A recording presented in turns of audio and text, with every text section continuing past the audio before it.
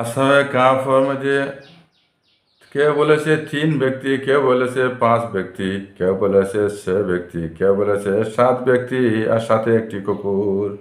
3 হইলে প্লাস কুকুর 4, 4 হইলে প্লাস কুকুর 5, 6 হইলে প্লাস কুকুর 7, আর 7 হইলে প্লাস কুকুর 8 জন ছিল আসহাবে কাহফের গর্তের মধ্যে, গুহার মধ্যে। তারা যে জমানায় ছিল সেই জমানের বাদশাহ জালিম ছিল। সে বলল আমাকে খোদা মানো। তারা তো মানে না, তারা তো চায় সৃষ্টিকর্তা এক যিনি, উনি আমাদের মালিক আল্লাহ। তারা আল্লাহর উপরে ইমান আননেওয়ালা ব্যক্তি ছিল। তারা বলল আমরা এখান থেকে চলে যাই। কোথায় যাই? রোয়ানা দিল। যখন তারা রোয়ানা দিল, তাদের সাথে একটা কুত্তা আর কুকুর রোয়ানা দিল। তখন তারা কুকুরকে অনেক তাড়াইবার চেষ্টা করলো। কুকুর সরে না, আবার তারা পিছে পিছে যাইতে থাকে।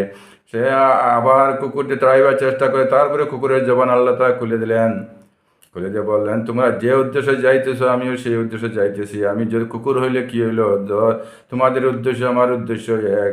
এই জন্য আমারে তোমরা সাথী বানিয়ে লাও। তোমরাও যে আল্লাহকে পাওয়ার জন্য, সৃষ্টিকর্তা পাওয়ার জন্য বের হয়েছো, আমিও সৃষ্টিকর্তায় পাওয়ার জন্য বের হয়েছি। সেই কথা বলে তারা কুকুরকে সাথী বানাইয়া নিল। যাইতে যাইতে একটা গুহার মধ্যে গিয়ে ঢুকলো। সেই গুহার মধ্যে ঢুকলো, কুকুর গুহার বাইরের মধ্যে ওইভাবে ওইভাবে দুই পা সামনের 2 পা আগে দিয়ে রাখিয়া, আর এইভাবে তাদেরকে ফাড়া দেওয়ার জন্য তাদের বডিগার্ড হিসাবে গুহার মুকুব দাফে বসে রইল। এইভাবে তারা গুহার মধ্যে 300 বছর পর্যন্ত থাকলো। আরও 9টি বছর থাকলো, ঘুমিয়ে পড়লো। আল্লাহ তাআলা তাদেরকে ঘুম পাড়িয়ে দিলেন। তাদের গুহার ভিতরে ঘুম পাড়িয়ে দিলেন। কুকুরকেও ঘুম পাড়িয়ে দিলেন। প্রত্যেকে ঘুমের ঘরে ঘুম পাড়িয়ে দিলেন এবং 300 বছর ঘুমের মধ্যে রইলেন। আরও 9টা বছর বলা হয়েছে।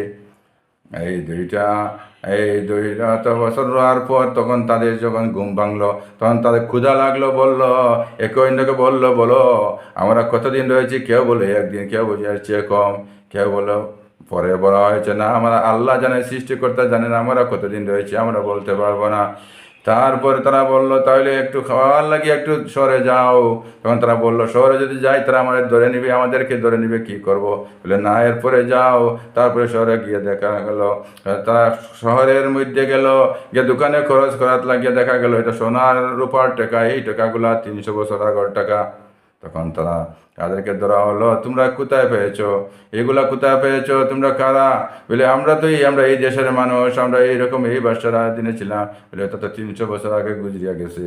তাহলে 309 বছর আমরা কি কাটে গুহার মধ্যে রইলাম? তারা বললো কোথায়? তখন গিয়ে তারা গুহা দেখাইলো, এই গুহার মধ্যে ছিলাম। তারপরে বাদশাহ, বর্তমান যে বাদশাহ ছিলেন সে নেককার বাদশাহ ছিল। তাদেরকে ভালোভাবে খাবিয়ে দাবিয়ে রাখলো, সেবা শুশ্রূষা করলো। তারপরে তারা সেখানে কয়েকদিনের পর তারা ইন্তেকাল করলো ইমানের সহিত।